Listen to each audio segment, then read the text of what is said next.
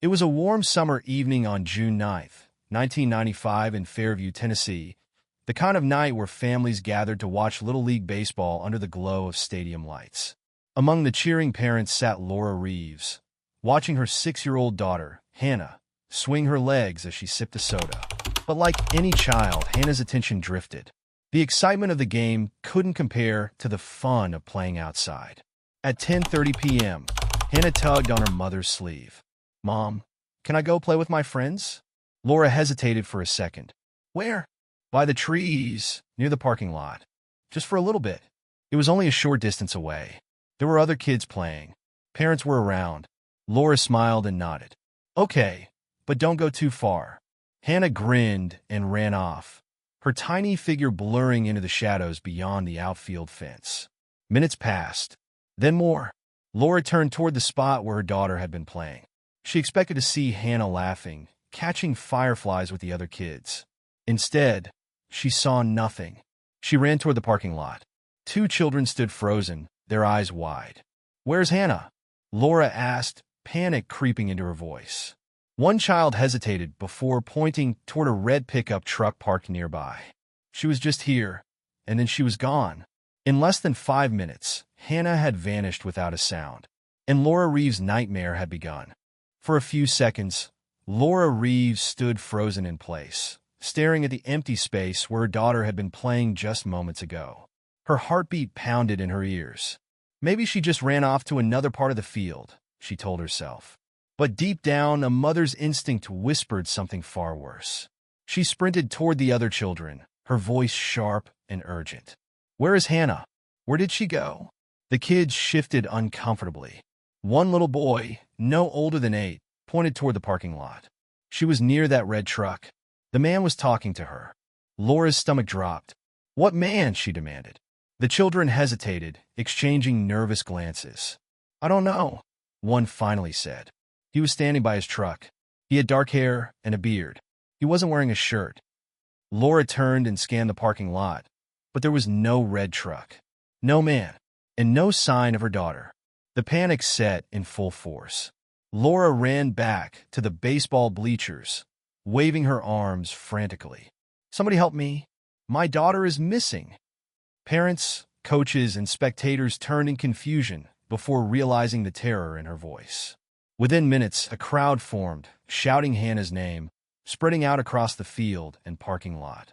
A local police officer, working security for the game, hurried over. "Ma'am, what's going on?" "My daughter, Hannah. She was playing near the parking lot, and now she's gone." The officer's face hardened. "How long ago?" "5 minutes. Maybe less." He immediately radioed for backup, while Laura's mind raced through every possibility. Maybe Hannah had wandered to the restrooms. Maybe she had gone to get a drink at the concession stand. Maybe.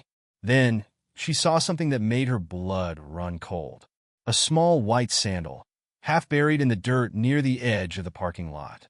It was Hannah's. Tears blurred Laura's vision. The truth was settling in. Her daughter wasn't just missing. She had been taken. And somewhere, out in the night, a monster was already slipping away with her. The first minutes after a child disappears are the most critical. Every second wasted could mean miles between Hannah and the people trying to save her. The police had already set up a perimeter around the baseball field and parking lot, using flashlights to sweep the darkened area. But Hannah Reeves was nowhere to be found. As officers questioned the remaining spectators, a few children stepped forward hesitantly. They had seen something strange before Hannah vanished. One boy, 9 years old, spoke first. His voice was small but certain. "She was talking to a man by the red truck." The officer knelt down to his level. "What did he look like?" The boy thought for a moment. "He was tall. He had dark hair, a beard, and a mustache." "What was he wearing?" "Jeans. No shirt." A second child, a girl around 10, added, "He was standing by the back of his truck like he was waiting for something." This detail sent chills through the officer's spine. "Did you see Hannah get into the truck?" The kids shook their heads. "No." But then she wasn't there anymore. It wasn't much, but it was something. The red pickup truck was now the primary focus of the investigation. One officer ran to the security team at the baseball field, asking if they had noticed a truck leaving the parking lot. A stadium worker remembered seeing one earlier, but it had already been long gone by the time Hannah's disappearance was noticed. A bolo alert was immediately issued for a red pickup truck with a white camper shell. Within an hour, roadblocks were set up on nearby highways, with officers checking every red truck that passed. But deep down, they knew whoever took Hannah had already planned this. He had been waiting, watching, and by now he was far away. Laura Reeves, standing near the dugout, felt a crushing weight in her chest as she overheard the officers talking. Her little girl was gone, and the man in the red truck was the only clue they had. The clock was ticking. Every passing minute reduced the chances of finding Hannah Reeves alive. Fairview, Tennessee, had never seen an abduction like this before. It was a tight-knit town where people left their doors unlocked and kids played outside without fear. But that sense of safety had just been shattered. By midnight, Fairview police, state troopers, and local volunteers were combing every inch of the baseball field and surrounding areas. The priority? Find the red pickup truck. The bolo alert, be on the lookout, for a red pickup with a white camper shell was now broadcasted statewide. Highway patrol officers set up checkpoints, scanning every red truck that passed through town. But there was no sign of the suspect. Meanwhile, investigators turned to Hannah's mother, Laura Reeves. "Is there anyone who might have wanted to harm you or Hannah?" one officer asked. Laura shook her head, confused. "No. I don't know. We don't have enemies. She's just a little girl." The next step? Canvassing the town. Officers knocked on doors, asking residents if they had seen anything unusual. One elderly woman who lived just a few streets away gave police their first lead.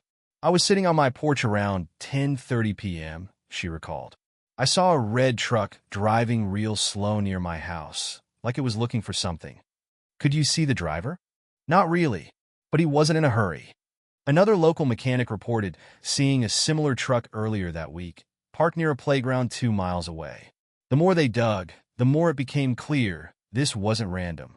Whoever took Hannah had been watching her. This was planned, calculated, and now, the only clue they had, the red pickup truck, was already miles away. The reality settled in. This wouldn't be a quick recovery mission. This was now a race against time, one they were quickly losing.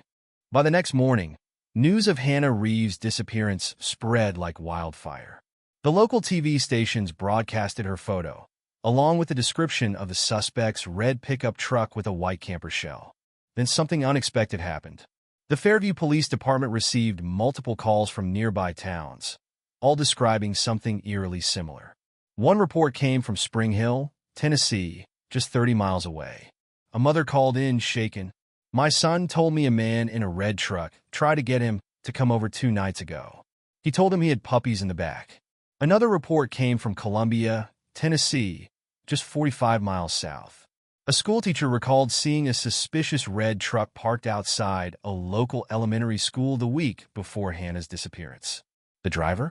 A man matching the same description, mid-20s, dark hair, mustache, and wearing jeans with no shirt. Detectives now had a chilling realization. Hannah's abduction wasn't an isolated incident. This man had been hunting. He had been watching children for weeks, waiting for the perfect moment to strike. And unfortunately, that moment came on June 9th, 1995. Back in Fairview, Laura Reeves was barely holding it together. She refused to leave the stadium parking lot, pacing near the dugout where she last saw her daughter. Friends tried to comfort her. But what do you say to a mother whose child has vanished into thin air? Meanwhile, investigators focused on tracking down the red pickup truck. They checked DMV records, searching for anyone in the state who owned a red truck with a white camper shell. But there were too many. Hundreds of trucks matched the description, and with no license plate number, they were left grasping at straws. As night fell on the second day of the investigation, one thing was becoming painfully clear. Whoever had taken Hannah was smart, calculated, careful, and if he had been watching children before, there was a very real chance he would strike again. In cases of child abduction, every minute matters. But sometimes, false leads can be just as dangerous as having no leads at all. And in Hannah Reeves' case, police wasted precious hours chasing a dead end. The call that changed everything, or so they thought. On the third day after Hannah's disappearance, a man from Stuttgart, Tennessee, called Fairview PD with urgent information. "I saw her. I swear to God, I saw her," he told the dispatcher. He claimed that just a few hours earlier, he had seen a little girl matching Hannah's description inside a gas station off Highway 79. But that wasn't all. She was with a man. He looked just like the suspect you were looking for. Dark hair, beard, white camper truck. The moment the officer taking the call heard this, police scrambled. Detectives rushed to the gas station, reviewing security footage, hoping for a miracle. But when they arrived, there was no sign of Hannah. The clerk working the counter hadn't seen anything unusual that day. And when they pulled the surveillance tapes, they saw the man the caller had described. He was just another customer. The child with him? His own daughter. There was no connection to Hannah Reeves. A painful waste of time. When investigators called the witness back, pressing him for more details, his story started to fall apart. Finally, under questioning, he admitted the truth. I wanted to help. I thought if I gave you something, you'd look harder." He had fabricated the entire sighting. His intentions didn't matter.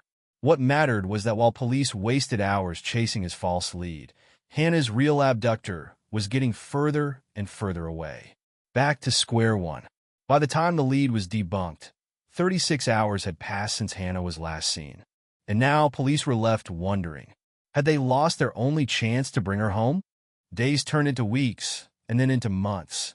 The search for Hannah Reeves never stopped, but as time passed, the reality began to sink in. The little girl who had vanished without a trace that night in Fairview, Tennessee, was nowhere to be found. Investigators followed every lead, chased every tip, and re-interviewed every witness, but nothing ever led them to Hannah. As the months stretched into years, her family refused to give up. Laura Reeves made public appeals, standing in front of cameras, clutching photos of her daughter, begging for anyone with information to come forward. "We just want her home. Someone out there knows something. Please, please help us." Despite the lack of progress, the case remained active. Authorities released age-progressed images in 2001, 2005, and 2010, showing what Hannah might look like as a teenager, then as a young woman. Flyers with her face were distributed nationwide, plastered on bulletin boards, truck stops, and missing person databases. But still nothing. In 2012, a new task force was created to re-examine the case, focusing on advancements in forensic science that hadn't been available in 1995. DNA evidence collected from Hannah's belongings was tested again, hoping for a breakthrough. But without a suspect, there was nothing to compare it to. By 2019, the investigation had officially gone cold. Hannah's disappearance had become one of the longest-running missing child cases in Tennessee history. Then, something changed. That same year, a single photograph was released to the public. It was grainy, low quality, but clear enough to see. A red pickup truck, captured by a security camera near the baseball field the night Hannah disappeared. It had been in the case files for decades, but now, with modern enhancement software, investigators were able to extract details that had once been too blurry to use. For the first time in 24 years, police had something new, a lead that could finally crack the case wide open. The grainy image of the red pickup truck had been sitting in police files for decades. It had been taken from a security camera mounted on a building near the baseball field parking lot on the night of June 9, 1995, the night Hannah Reeves disappeared. For years, the photo had been too low quality to be useful. But in 2019, with advancements in image enhancement software, investigators were finally able to extract key details that had been hidden for decades. They could now see the make and model of the truck, and it led them to a name they had never considered before. A man named Daniel Crowley. Crowley had lived less than 15 miles from where Hannah was taken. He had a criminal record dating back to the early 1990s, with multiple charges for attempting to lure children into his vehicle. But in 1995, his name had never come up in connection to Hannah's disappearance. Police began digging deeper into his past. Witnesses from other Tennessee towns had reported similar incidents in the months before Hannah vanished. One woman from Columbia, Tennessee, had reported a man in a red truck trying to get her daughter into his vehicle outside a shopping plaza. Another report from Spring Hill, described a man offering a young boy candy from his truck window. Neither case had led to an arrest. Now, decades later, police had a clear reason to suspect Daniel Crowley had been involved in Hannah's disappearance. But there was one problem. Crowley was dead. He had died in 2000, serving time in prison for an unrelated crime involving child endangerment. The revelation sent a wave of frustration and sadness through Hannah's family. For years, they had waited for a break in the case, and now that one had finally come, the suspect was gone. But the investigation wasn't over, because Crowley's truck still existed. And in 2024, police tracked it down to its final owner. A rusted, abandoned vehicle sitting in an impound lot, untouched for decades. What they would find inside would finally provide the answer Hannah's family had been waiting for. By 2024, the case of Hannah Reeves' disappearance had remained unsolved for nearly 3 decades. Her family had spent years searching for answers, only to learn that the prime suspect, Daniel Crowley, had died in 2000, taking his secrets to the grave. But investigators weren't ready to give up just yet. Crowley's red pickup truck had been found abandoned in an impound lot in rural Tennessee, untouched for over 20 years. The question was, could it still hold evidence? A forensic team arrived at the lot, treating the truck as a new crime scene, carefully removing layers of dust, dirt, and rust as they searched for anything that might connect Crowley to Hannah Reeves. Then in the bed of the truck, they found something that sent chills through the entire team. Several strands of human hair. The hair was sent for immediate DNA testing, using modern genetic genealogy technology, something that hadn't existed in 1995. The results came back 3 days later. The DNA was a match. The hairs found in the back of Crowley's truck belonged to Hannah Reeves. After 29 years, the case that had haunted Fairview, Tennessee, had been solved. The evidence was undeniable. Hannah had been inside that truck the night she disappeared. Investigators believe Crowley lured her away from the baseball field, likely under the guise of offering her something, perhaps a puppy, candy, or a ride home. Once she was inside his truck, she was never seen again. Even though Crowley died before he could be brought to justice, the case was now considered solved. For Hannah's mother, Laura Reeves, the moment was bittersweet. After nearly 30 years of uncertainty, she finally knew who had taken her daughter. But one question remained. Where was Hannah? Her remains had never been found, and until they were, her family could never truly have closure. Despite the case being officially closed, the search for Hannah's final resting place continues to this day. For nearly 3 decades, the disappearance of Hannah Reeves remained one of the most haunting cold cases in Tennessee history. The discovery of DNA evidence in 2024 had finally confirmed the truth. Daniel Crowley had taken her. But there was no justice to be served. Crowley had died in 2000, taking any hope of a confession with him. For Hannah's mother, Laura Reeves, the news brought a strange kind of relief. For years, she had wondered, was Hannah still out there somewhere? Did she suffer? Could she have been saved? Now at least she knew who had stolen her child. But one question still tormented her. Where is she? Hannah's remains have never been found, and without them, her family cannot truly say goodbye. Law enforcement continues to follow leads, searching for any evidence of where Crowley may have left her body. Some believe she may be buried on remote farmland Crowley once worked on. Others think he may have disposed of her remains in a nearby river. The case is considered solved, but the search for Hannah is not over. And for Laura Reeves, closure remains just out of reach. She still holds on a hope that one day, someone will come forward with the final piece of the puzzle. Someone who knows where Crowley took her daughter. Because until that day comes, she will always be searching. And every year, on June 9th, she returns to the baseball field where she last saw Hannah. A place that once held nothing but joy and laughter. But now, only silence. I just want to bring my baby home, she says. That's all I've ever wanted. Final thoughts and call to action. Hannah's story is a tragic reminder that some cases take decades to solve, but they should never be forgotten. What do you think? Should law enforcement have caught Crowley sooner? How many other missing children cases remain unsolved today? And most importantly, will Hannah ever be found? Leave your thoughts in the comments below. And if you believe cases like Hannah's deserve to be remembered, help us spread awareness. Subscribe to the True Crime family for more real-life cases that need to be told. Turn on notifications so you never miss a case. Like and share this video to keep Hannah's story alive. Because sometimes, justice is only served when people refuse to forget.